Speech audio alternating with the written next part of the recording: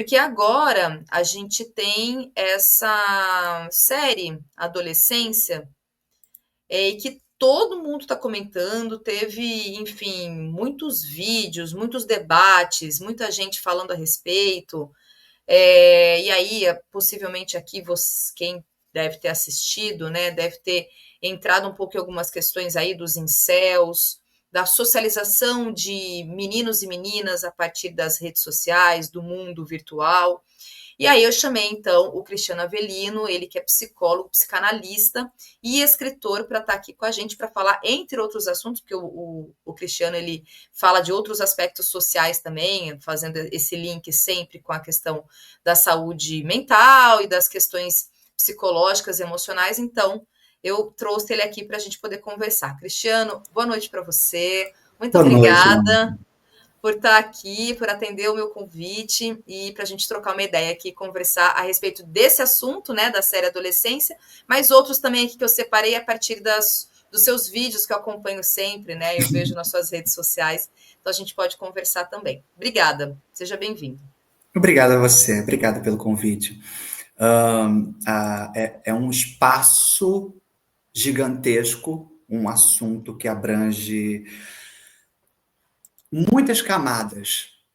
E acho interessante separar. Acho que cada psicanalista, cada psicólogo tem uma visão, né? Eu andei vendo, né, as análises de cada um, e essas visões são importantes porque é multifatorial. É um problema social. E como um problema social, todas as políticas sociais estão inseridas nesse problema, porque a gente percebe a nossa falha. A série ela vem como uma diretiva. Eu vou falar sobre isso depois. Mas a série ela vem como uma diretiva de um assunto e a galera distorce completamente. E é lamentável ver que uma galera da psicologia leva para o patologizante mesmo. Não é a mensagem da série. A série não quis falar sobre patologia, essa ideia de psicopatia, que é um termo que não é mais utilizado. Algumas pessoas ainda usam, mas ele não existe cientificamente. A gente não usa esse tipo de termo. E essas camadas que eu considero profundas, mas não sei se eu já posso iniciar o debate ou se você quer iniciar com alguma pergunta. Não, pode. Na verdade, eu queria primeiramente, justamente isso, uma observação meio geral sua, a partir dessa sua análise que você sempre traz esse recorte social, né, para fazer as suas análises, sobre a série Adolescência, porque o que eu entendi, inclusive, Cris, que todo mundo se identificou e o sucesso da série, porque é uma série britânica, uma outra realidade, nem é uma realidade brasileira e etc. Mas acho que a gente se identificou porque tem algumas coisas que nos conectam muito, independente de ser lá da Inglaterra ou aqui, que é justamente essa questão social da forma como as crianças e adolescentes estão sendo criados, socializados, e o que está colocado mesmo a partir da violência que está presente na série, e desse garoto, da forma como ele, a postura que ele tem, a família, a escola, que é um outro Uhum. ponto ali da escola, mas então eu queria realmente uma observação sua, uma análise geral, assim, nesse primeiro momento. Olha, a primeira análise que a gente pode fazer é uma série britânica. E você começou excelentemente bem. Série britânica. Como a gente pode falar do Brasil e comparar? Você falou, tem uma similaridade, né? Comparar essa série britânica ao que existe no Brasil. É só o fenômeno homicídio. A comparação é o fenômeno homicídio, obviamente, a exposição virtual, a internet. É um debate que eu acho que ele deve ser para o meio da nossa conversa. O início da nossa conversa é a distorção do que não tem a ver com a série, né? Que é patologizar essa criança. É psicopata? Não é? Pera, não é assim. Tem um livro de Anna Freud, a Infância Normal e Patológica, que ela vai destrinchar isso. Pera, o que é normal? Quem definiu isso? Vocês acham o quê? Que a criança deu certo porque ela ficou boazinha? Porque ela tirou todas as notas 10 possíveis na escola. Uma criança que não dá trabalho, que se responsabiliza o tempo todo pelos outros e por si mesma, essa daí apresenta sintomas de que está doente. Então, olha só, ela vem para confrontar a sociedade de que o que a sociedade considera normal não é. Então, pera, ela desenvolve até a ideia de que a mentira é saudável para a criança. De que certa mentira é um teste da criança para saber se existe alguém na mente dela. Patologizar, tentar entender de forma coletiva o ato específico daquele menino na série é um erro de qualquer profissional da psicologia. Primeiro que seria ali uma análise selvagem da coisa. São pouquíssimas informações. Então a gente parte do princípio de que a gente não entra nessa ideia de patologização. A gente não constrói esse cenário de forma alguma, porque é muito complexo. E vocês vão entender depois por que é complexo, porque se trata de um fator social, de uma realidade, de um fenômeno social. A gente vai falar um pouco sobre esse fenômeno. Então, a primeira coisa que a gente deve pensar é toda vez que a gente vê algum homicídio norte-americano, britânico, europeu, a gente automaticamente associa a patologias. E a gente deveria começar a se perguntar por quê? Por que que quando a gente vê uma criança que cometeu homicídio, a gente já pensa que ela é psicopata? A gente começa a construir. E aí a gente volta para o Brasil. Crianças, adolescentes no Brasil cometem homicídio o tempo todo. De famílias na periferia, de mulheres, de garotas que são violadas, estupradas e assassinadas por outros meninos da idade delas. Isso acontece no Brasil o tempo todo. Por quê? Não sei se vocês já repararam, mas por que que no Brasil não há essa associação patológica a essas crianças? Essa é a diferença do britânico, do norte-americano, do europeu para o Brasil. Pera, as crianças de lá estão matando, cometendo homicídio, e as crianças daqui também estão. Por que que as de lá são psicopatas e as daqui não? Porque o Estado, nesse sentido, como país subdesenvolvido, não precisa de um outro sintoma social para não resolver um problema. Então fica no Brasil para conta da marginalidade. A gente nunca pensa numa criança brasileira nesse tipo de evento, né, de conflito com a lei, como uma criança com fatores patológicos. Não, é sempre a marginalização. Uma criança marginal, uma criança delinquente, uma criança... E por aí vai os termos. Então, e o que que difere, então? Por que que aqui é desse jeito e por que que lá é? É o fenômeno social do avanço da sociedade como um todo. Durante muito tempo, o Estado manteve o controle diante da desigualdade. Só que a desigualdade, se rasgou um véu, a desigualdade social, que a galera não está suportando. Por isso que agora vem com tanta força o fim da escala 6x1. Né? A gente vai voltar para a série, mas é para entender por que que a série está conectada ao Brasil dessa forma diferente. Por que que a gente se identifica e não se identifica.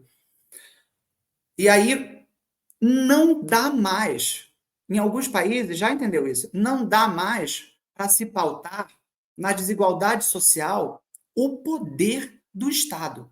O Estado vai perdendo a força. Então, países desenvolvidos fazem o quê?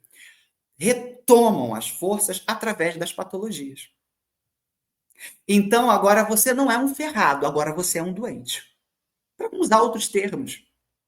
Então, você deixa de ser um ferrado que não tem possibilidade de ascender na vida. Agora você é um doente e não tem possibilidade de ascender na vida. Agora, os meios de controle da sociedade estão se tornando outros. Agora não é mais delinquente, agora é bipolar. Agora é borderline. Agora é depressivo. Agora só trocou o jogo de manipulação, né? Por que que eu digo tudo isso? Porque a gente olha para toda essa esfera social que está se modificando e que em outros países já se vê assim. Então a gente vê uma série, um filme, um noticiário, automaticamente nos Estados Unidos, psicopata. E no Brasil, delinquente. Mas é homicídio. Por que que lá, isso aí são fenômenos sociais, construção social. Por que que lá, então, é patológico e aqui é esse fenômeno de desigualdade social que leva aí as pessoas a esse fator, de cometer um homicídio. A partir daí, a gente começa a pensar que só há uma forma da gente se identificar com a série. O fator,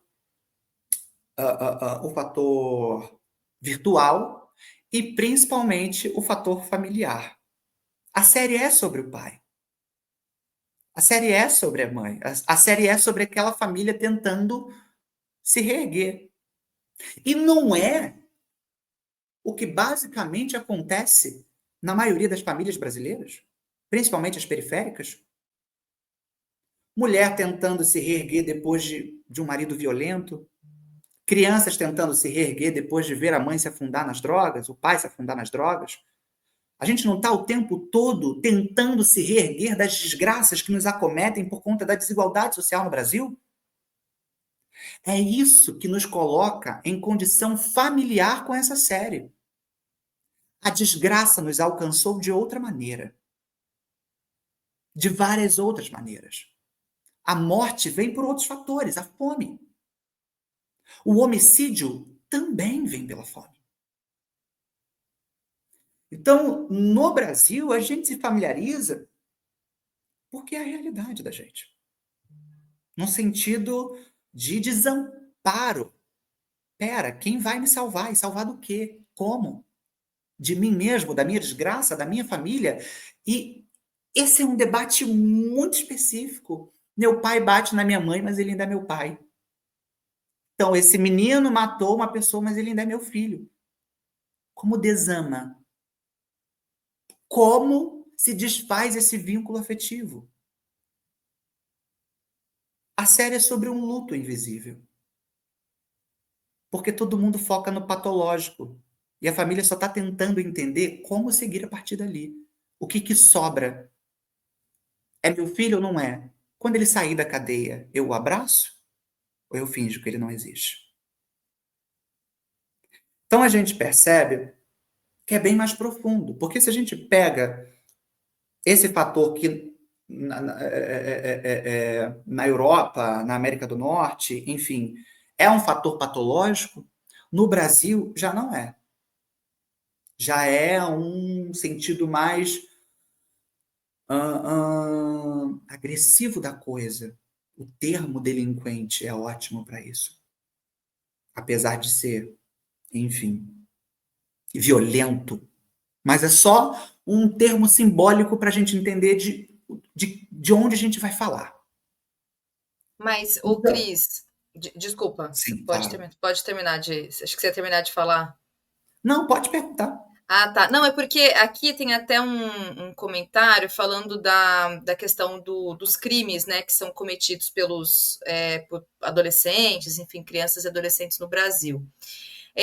Mas aí eu te pergunto, né, a partir desse viés Uhum. social, que eu acho que se traduz muito nessa questão mesmo que você está trazendo das coisas como são no Brasil, né, de desigualdade e de que há o signo da violência está muito pautado mesmo nas nossas relações, né?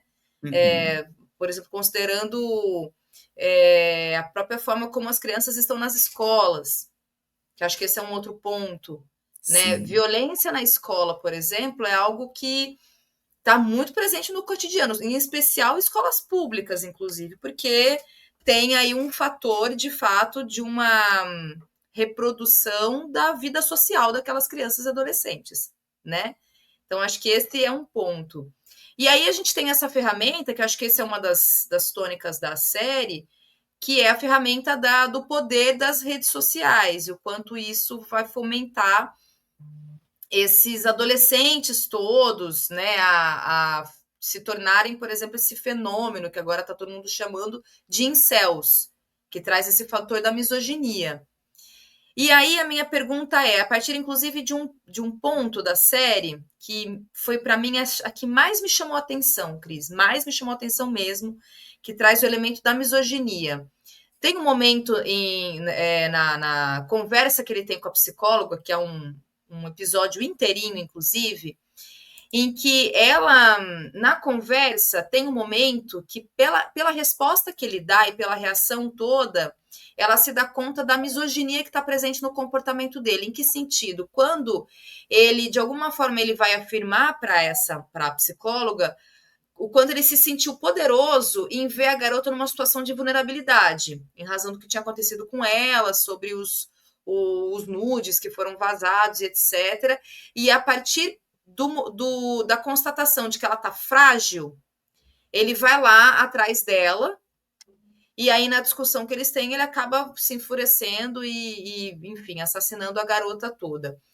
E o elemento da misoginia, você acha que ele traz exatamente essa constatação de que o homem ele vai identificar uma vulnerabilidade nessa garota, nessa mulher, portanto ele vai poder controlá-la ou então ele vai violá-la, violentá-la de todas as formas, inclusive.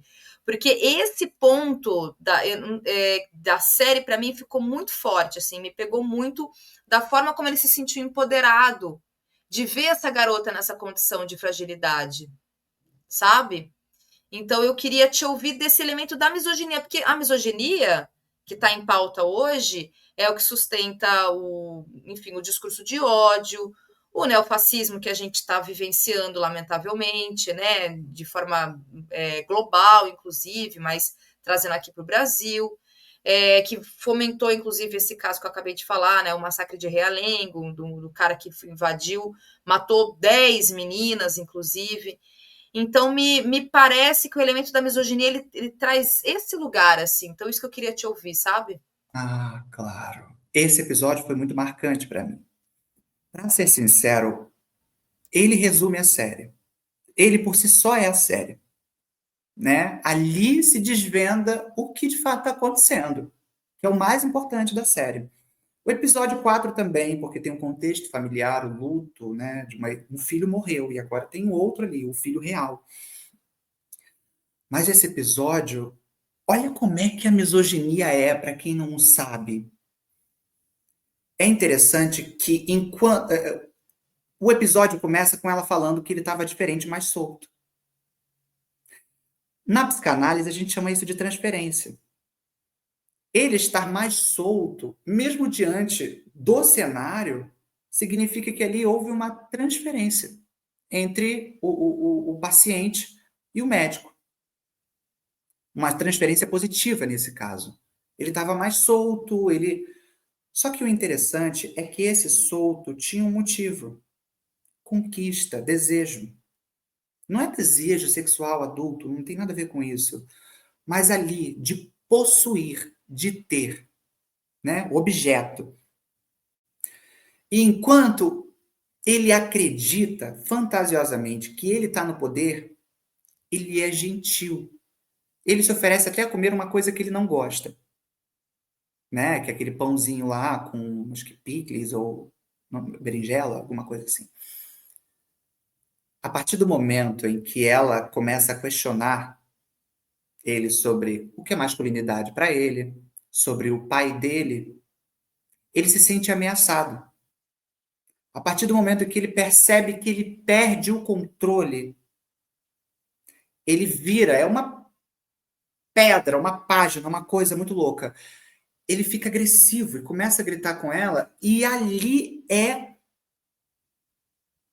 a misoginia encarnada. Ela se materializou. Quer saber como é a misoginia materializada? É quando você acha que você tem direito de humilhar uma mulher só porque ela não foi na direção das suas expectativas. Quando você acha que pode gritar, xingar, levantar o tom de voz, que você pode quebrar uma mesa, quebrar um prato, agir com violência. E é interessante que o policial, quando chega, ele. Então, não é um perfil. E isso dá muito problema em diagnóstico, inclusive. Né? A pessoa chegar e falar que tem problema com violência, mas não se investigar se o problema com violência é só com mulher. Porque se for um problema com violência só com mulher, então o problema não é violência, é misoginia. Que é violência, mas não no sentido geral da coisa. Ah, uma pessoa violenta de forma orgânica, né? Não é por esse caminho. Então você vê que a misoginia se apresenta de forma muito clara. É interessante o final desse episódio, porque o medo aparentável dela não é sobre a criança de 13 anos. Quem achou que ela ficou com medo da manifestação daquela criança não sabe o preparo que um psicólogo tem para lidar com pessoas. O medo dela foi se deparar com a sociedade. Foi basicamente pensar, cara, a gente não está segura nem quando criança com outras crianças. A mulher não está segura, nem quando está diante de outras crianças, se essas crianças forem homens. O medo dela foi perceber que ela achou, acredito eu, né, pela narrativa, que na criança não tinha esse tipo de condição tão feroz. E essa violência, né? A série não se propõe a desvendar a nível psicopatológico, a nível de psique, de onde veio. Porque é justamente isso, a gente não sabe. A gente está tentando entender ainda. Ok, é socialmente, mas a partir de quando? Que voz, que fala, que comportamento? Genética? Cultura? Apesar do pai ter sido violento, né? Dá para ver que a estrutura do pai é diante do que ele não teve. E é como se o pai vivesse num machismo estrutural, sem se dar conta desse machismo estrutural. Já o filho dentro de uma misoginia mesmo, que pode ser fruto ou não dessa figura paterna. Eu acho que não. Acho que não. Porque a gente entra numa coisa que eu acho que é ultrapassada, inclusive, na teoria de Freud, que é o complexo de Édipo. O complexo de Édipo tinha aquela coisa de que quem colocaria, quem definiria a estrutura de uma criança, estrutura psicossexual, né, que é a teoria de Freud, seria em base daquela pirâmide, pai, mãe, filho. Aquela dinâmica, né, patriarcal, estrutural, enfim. Pai, mãe, filho, e a partir dali se dá a criança. Hoje não. Hoje se dá a criança a partir do filme que ela vê, do que ela assiste, com quem ela fala, os programas. Não há. Não há como entender, compreender hoje. Os estudos futuros vão analisar isso. Agora não, agora a gente está perdido. Não há como saber a profundidade dos danos que o acesso liberado, o acesso total, principalmente a crianças, pode causar na psique delas. A gente consegue entender danos motores, danos cognitivos. Vai ter, inevitável, excesso de telas e tudo mais. Agora, a nível comportamental, de personalidade, nesse sentido, a gente ainda não sabe os danos que a internet pode estar causando nos adolescentes e nas crianças atuais. Essa era a minha próxima pergunta, inclusive, Cris, porque o que me parece a partir da série é que também se tenta mostrar justamente os danos, né, da internet, das redes sociais. Até tem um momento, inclusive, que o filho do policial chama o policial porque vê que ele está completamente perdido. Aí o filho vai lá e fala: Ó, é isso, porque inclusive tem um código de mensagens, inclusive, né? E aí você percebe que, por exemplo, na escola, todos os alunos estão sabendo o que está acontecendo. Quem não está sabendo? Os professores, o policial. Quem deveria, em tese, estar sabendo o que está acontecendo e tomar as medidas, está completamente perdido. A coordenadora, os professores, o policial e etc. Mas a molecada, os adolescentes e tal, tá todo mundo já tendo noção do que aconteceu, o que rolou. Eles estão todos em comunicação, justamente por conta dos grupos, né? Que eles, enfim, eles são socializados, existe uma socialização a partir da vida virtual, né? E aí é justamente isso que eu ia te perguntar. Você acha que esse componente da misoginia, uma vez que você diz, por exemplo, que não pode vir a partir, né, da criação do pai, etc., ele é acionado ou gera um gatilho, para usar aqui um termo, né, mais da psicologia, gera Nossa, um gatilho a partir da socialização mesmo, nas redes muito, sociais? muito. É muito interessante, porque o último episódio, os pais ficam assim, onde que foi que eu errei? Onde foi que eu errei? E a mãe reflete, olha, você pode ter errado em algumas coisas. Mas aí, será que foi o suficiente para o meu filho achar que pode matar uma pessoa? É muito legal o quarto episódio quando você se propõe a humanizar aquela família, né? Que apesar dos apesares se apoiam. E aí ele fala, cara, matar não. Pera, confuso, né? O luto é uma coisa muito profunda. Mas o interessante é que se dá sim por esse social. Que a gente. Sabe o que me intriga na série? É que a gente não sabe como efeito, como fator simbólico, como representante simbólico, o incel pode ter significado para esse garoto. Porque ele pergunta para a mulher no final: Você não me ama nem um pouco? Você não gostou de mim nem um pouco? Qual era a representação simbólica para aquela criança acionar o gatilho? Porque não é o incel, não é a palavra, é como aquilo se tornou uma representação simbólica para a pessoa. Como ela elaborou aquilo. Que pode, a palavra incel, e pode significar um desgraçado que não merece amor.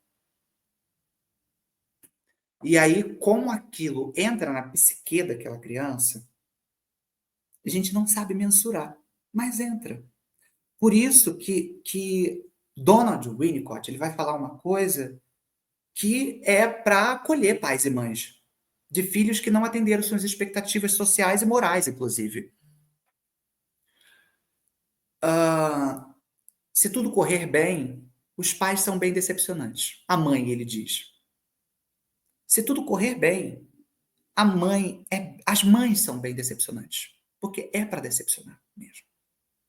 Não tem outra saída, não tem como não decepcionar. Nós vamos decepcionar. Então, aonde foi que eu errei? Aonde não importa, errar é inevitável. Você vai errar como mãe, você vai errar como pai.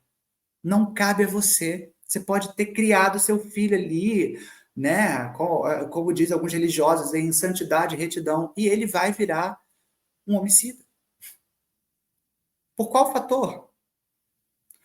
Só um processo terapêutico subjetivo pode, não é garantia, pode chegar a uma conclusão do porquê que aquela pessoa matou.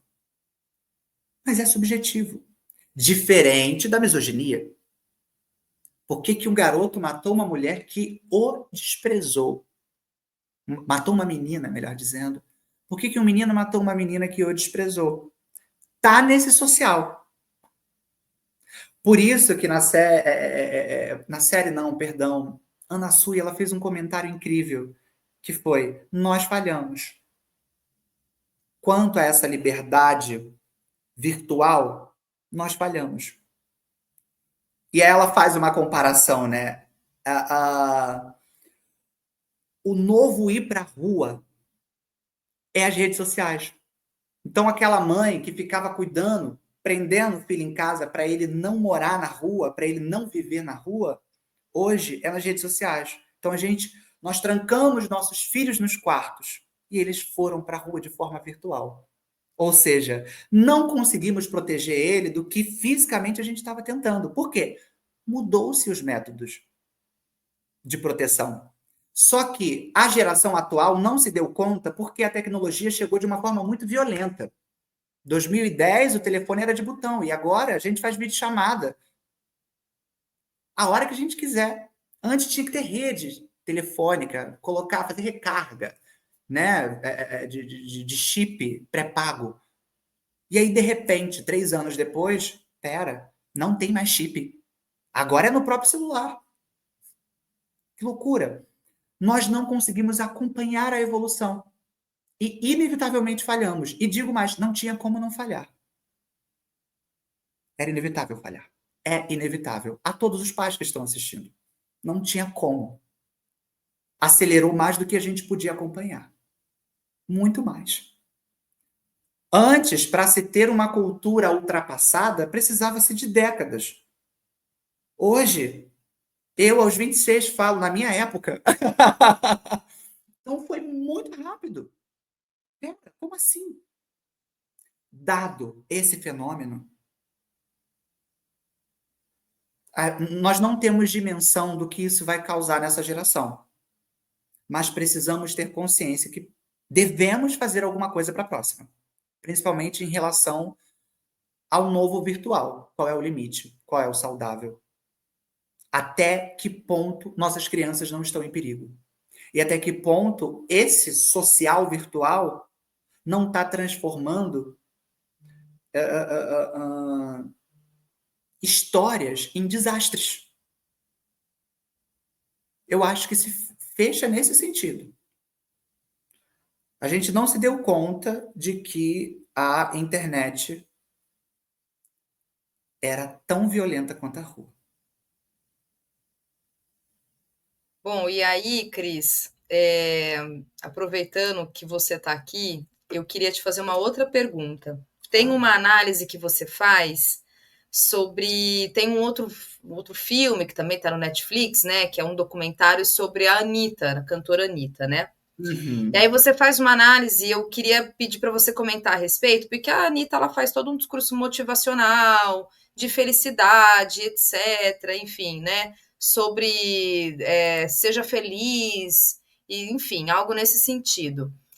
E aí eu queria te pedir para comentar sobre esses discursos motivacionais que estão muito na boca, né, dessa onda de coaches que a gente tem visto e que acabam, né, em consequência, tornando-se líderes políticos, muitas vezes, muito associados a uma extrema-direita, que a gente sabe bem, etc. Mas são discursos motivacionais que, para além, né, de fomentar uma bolha e etc., não tem um recorte das condições materiais mesmo, né, e econômicas da imensa maioria da população.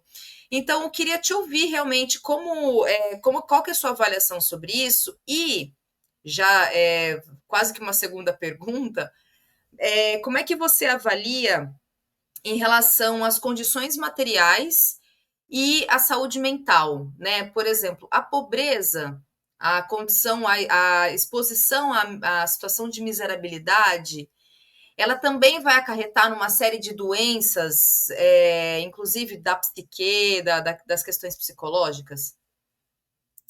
Sim. Uau! Que pergunta incrível. Obrigada. Obrigada. Bom, felicidade, né, é privilégio no Brasil. Quando se trata de conquista, a felicidade pela conquista é privilégio.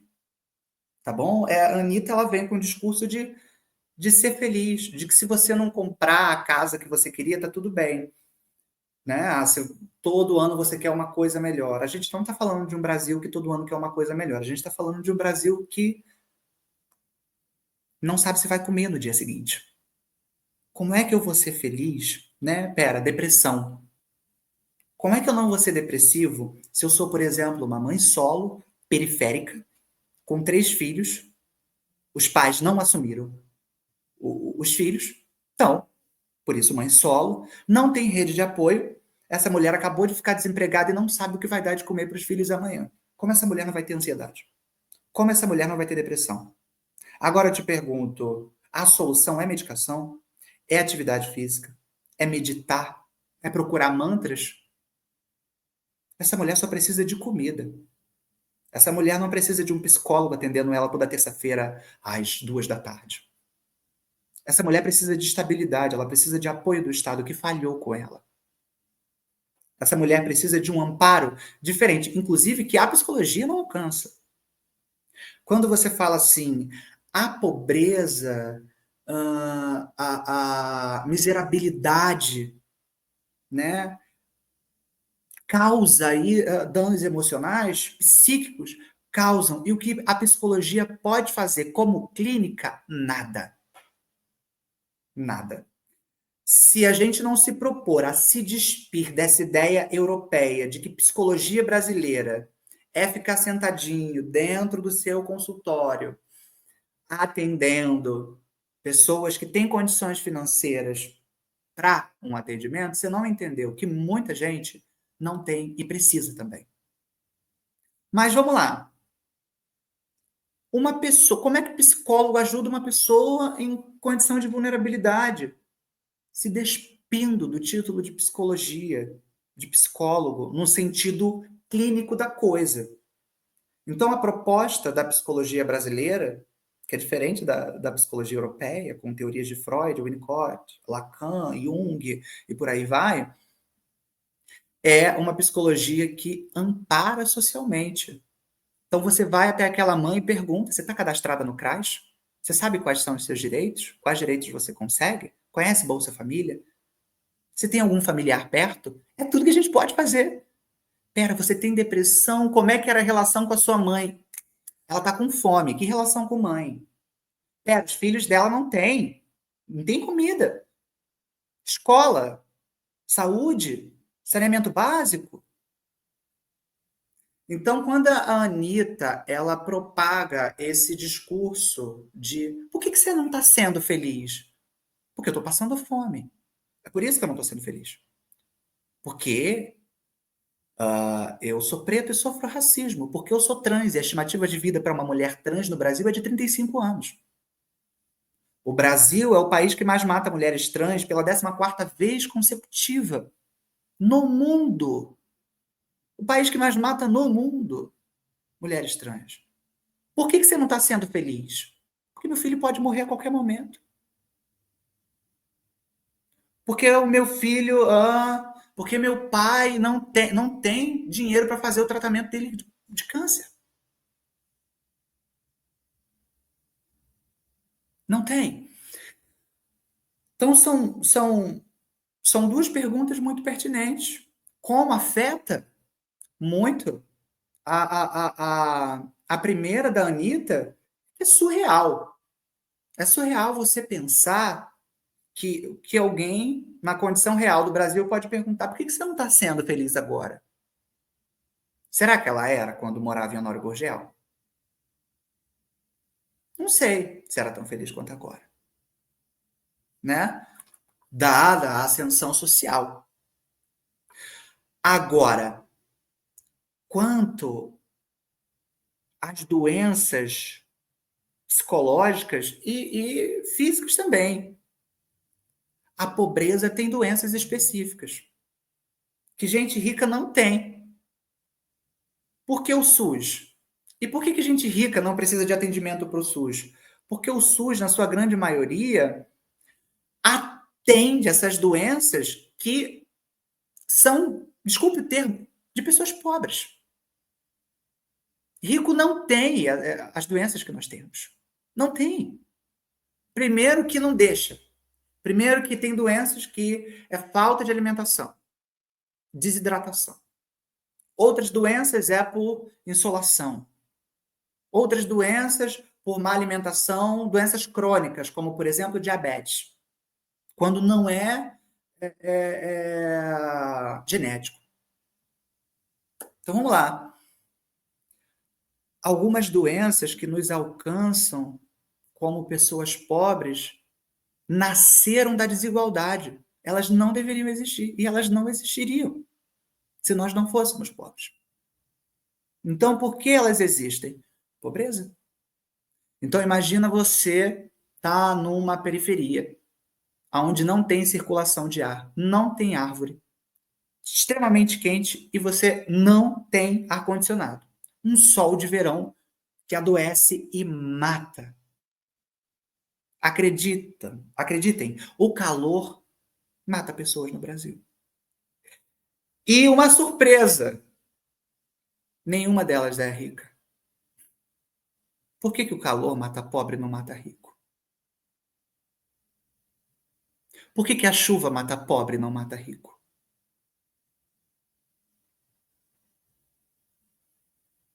Tem doença e tem fenômenos que a elite não se importa porque não afeta elas.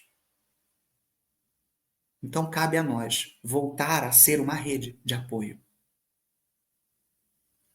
Eu digo rede de apoio porque eu vim de um lugar da roça e todo mundo era amigo de todo mundo, porque só um tinha carro, só um tinha plantação.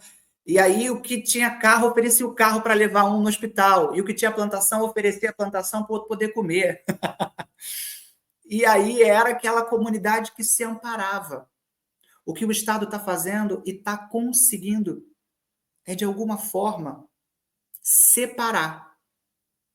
A única coisa que nos une é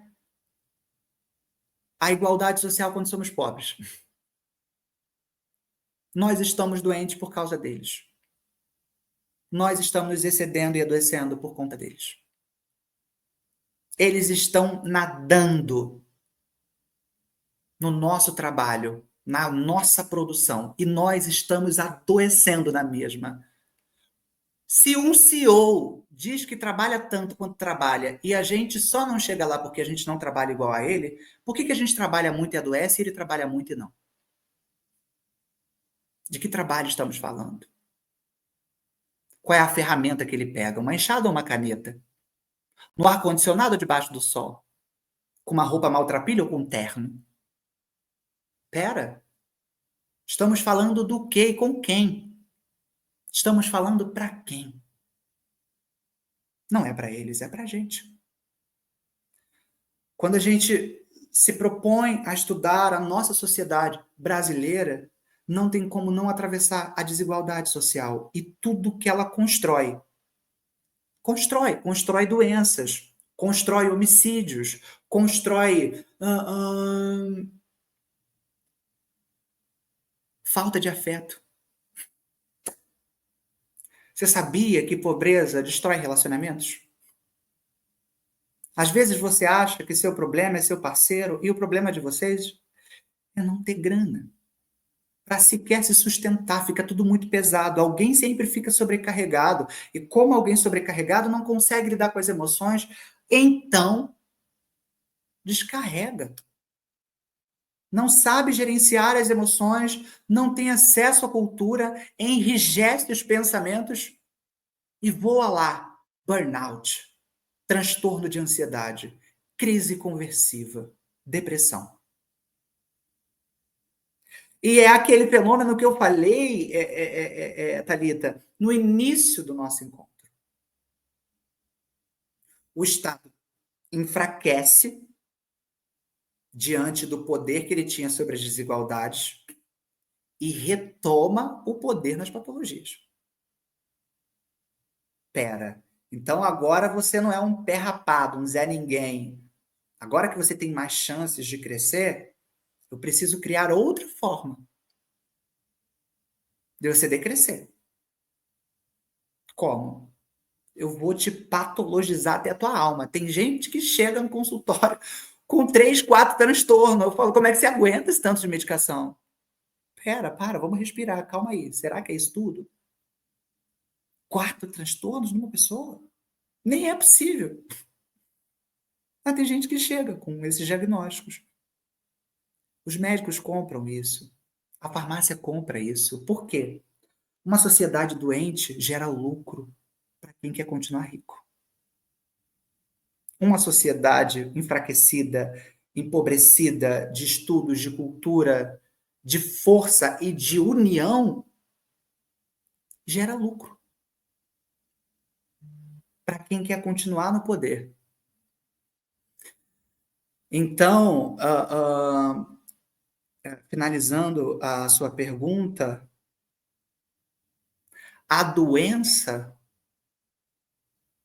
que a desigualdade social causa no Brasil, não é nem a desigualdade social, né? É quem causa a desigualdade social que construiu essas doenças no Brasil. Eles são responsáveis por todas essas doenças. E o Estado está muito associado a isso. É interessante essa parte que você fala do Estado. Você está fazendo uma leitura do Estado como um todo ou você fala do Estado brasileiro? Você fala do Estado como um todo O mesmo. Estado como um todo. O funcionamento de quem comanda por trás. Espera, os rurais. A gente está falando da elite que comanda a política. O Estado que é burguês, né? O Estado que atende a uma Exatamente. classe. A gente não está falando do Estado como um funcionamento para ajudar a sociedade e com seus conflitos direita, esquerda. A gente está falando de quem não quer abrir mão do poder. Agora, só uma última pergunta mesmo, que você Claro. falou de várias patologias. Tem uma coisa que, um paradigma que tinha da depressão, que era Uhum. uma doença estritamente, né, limitada sobre as questões químicas, que era, eu já ouvi isso mais de uma vez, que a depressão era um mau funcionamento químico do cérebro e etc. Daí é isso, dá-lhe medicação. E aí tem novas leituras que indicam justamente o aspecto social, o quanto isso está totalmente relacionado a essa doença, né? Enfim, não só essa, como outras que você colocou aqui, ansiedade, burnout e etc. Quer dizer, já tem o entendimento que a construção das doenças mentais estão muito relacionadas com tudo isso que você trouxe, né, Cris? Com Com o certeza. aspecto social. Com certeza. Começamos a pensar o seguinte: depressão é sim não dá para negar que a ciência avançou, mas seria ignorante da nossa parte, leviano, seria inocente da nossa parte pensar que o fator social não influencia. E de que está lá a minha psique e o fator social interfere diretamente na minha psique e ela passa a funcionar de uma outra forma depois dessa interferência. A gente pode chamar aí de trauma, para a galera se familiarizar. Eu passo por um fenômeno, isso causa algo em mim, é instalado algo a partir desse fenômeno, eu não consigo lidar com isso, eu não tenho ferramentas para gerenciar e lidar com isso, e a partir disso se desenvolve um novo funcionamento na minha psique, depressão. Então pode ser sim por um fator orgânico, mas no Brasil não se enquadra tanto. Porque para a gente falar de fator orgânico, primeiro a gente deveria ajustar o social. E o Brasil é um dos países mais desiguais do mundo. Imagina. Funciona muito bem essas pesquisas norte-americanas. Funciona muito bem essas pesquisas europeias. Num fator psíquico. Mas não tem como a gente ter essa visão limpa do Brasil se o feminicídio está em alta, se a desigualdade social está em alta, todo o desamparo social que você pode imaginar está em alta. Todo desamparo social está em alta. Como que eu vou refletir sobre fatores psíquicos? Não é que eu não vá, sendo que existe uma fumaça embaçando toda a minha visão, num sentido de que essa fumaça são os problemas sociais, né? Trago um claro aqui, trago um claro. Por que o Brasil é a terceira maior população carcerária do mundo? E por que mais de 70% dessas pessoas são pretas que estão presas? E aí eu te pergunto, por que uma mulher preta que rouba leite no mercado demora meses e às vezes anos para ser solta, porque ela tinha fome, e o filho do Ike Batista é absolvido depois de matar um homem, um ciclista, atropelado. O que difere a mulher preta do filho do Ike Batista branco, a não ser a cor da pele? E é claro, né? Desigualdade social. Então, será, a gente para se perguntar, que é a patologização? Ou é só o sistema, posso usar assim, modificando o método de controle? Não posso mais marginalizar, porque essas denúncias estão sendo feitas o tempo todo. Por que, que um homem preto está preso sem provas? Por que, que uma mulher preta está presa sem provas? Por que, que o filho do Ike Batista está solto com provas de que ele matou uma pessoa atropelado? Então, o Estado, o sistema está perdendo força nesse sentido. Não está mais controlando a sociedade diante das violências que eles estão causando a pessoas em estado de vulnerabilidade social. Como eu vou fazer isso então? Olha, você tem depressão. E o problema não é social. Ó, é genético, psíquico, tem uma coisa na tua cabeça que funciona diferente, você vai ter que tomar esse remédio aqui. E você vai ser doente pro resto da vida. E não é porque você é pobre, não é porque você passa fome, não é porque você sofreu violência psicológica, física, sexual. É porque você é doentinho da cabeça. Olha como é que funciona esse sistema de manipulação. Será que tem tanta gente assim, com depressão? Eu desconfio. Principalmente no Brasil, não sei em outros países. Mas o que eu vejo de forma escancarada é que a doença do Brasil é a desigualdade social. Porque da desigualdade social cresce todos os outros problemas, inclusive homicídio. Não tem como. É a raiz. A desigualdade social, o desamparo, o rombo que o Brasil deixou como história de, de desamparo, de mais de 300 anos de escravidão. Não tem indenização no mundo que pague um genocídio. Os povos originários foram assassinados. E não há indenização no mundo que recupere a dignidade, a cultura, enfim, a descendência dessas pessoas. Não há. Não há. Então, o Brasil, principalmente o Estado, tem uma dívida. O Estado ele tem uma dívida com o Brasil eterna, que nunca vai conseguir pagar. Por quê? Porque a gente está falando de uma nação que foi assassinada, de um povo, de um genocídio, que foi ali. Então, não. A partir dessa reflexão, a desigualdade social e todas as estruturas que foram construídas de pouco a pouco para tentar minimizar essa desigualdade, como o direito à cota para universidades e coisas desse tipo. Cota trans agora, que eu acho maravilhoso, que coisa linda, achei uma. Nossa, acho incrível. Nada disso paga. Isso é o mínimo. Nada disso paga, porque é uma dívida impagável. Uma coisa é você interferir na minha vida, outra coisa é você interferir no meu direito de viver. O Brasil tem uma dívida eterna e histórica, porque foi-se anulado o direito de uma nação inteira a viver. E todas as outras futuras sofrerão ainda consequências das que não puderam viver.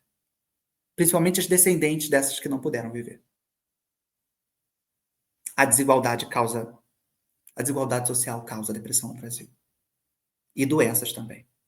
Outras doenças físicas, enfim. Aí.